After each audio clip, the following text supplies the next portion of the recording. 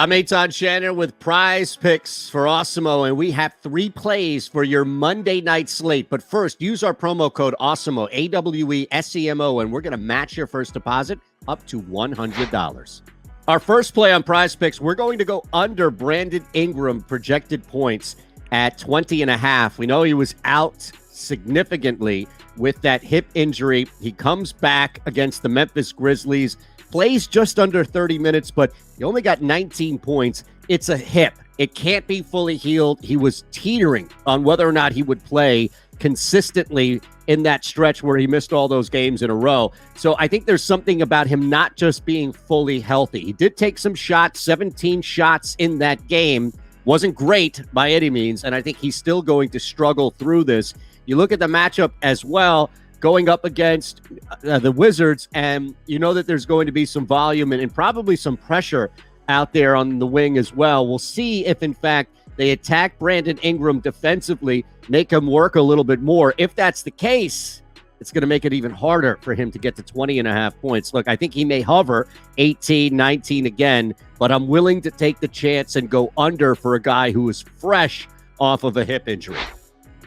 Our next play is Kristaps Porzingis. And look, I think the same scenario applies minus the injury here, of course, which is I just don't trust what I'm seeing recently. And that's a huge explosion against the San Antonio Spurs. You know, before that, this is a low 20s, but he has the spurts in him to go really consecutively. I was going to say consistently, but I think it's both. It's a combination of consistent and consecutive, where you'll see it throughout a stretch and in some cases back-to-back games where he doesn't even hit 20 points. 17.5 is low. I get it.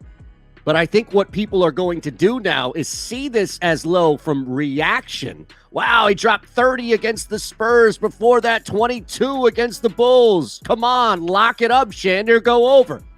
Nope. Because he's still Kristaps Porzingis, and he still has that egg inside of him. And I want to catch it right now. Granted, I may be buying a little high, but I want to catch it still where I know the majority of people are going to look at this and think, oh, this is easy money. It's going to be under. You're going to see a 12 to 14-point performance for Porzingis. And unfortunately, for a lot of people who are going to think he's going to smash away on Denver, he's going to disappear. And that's why I'm confidently here going under the 17.5 points.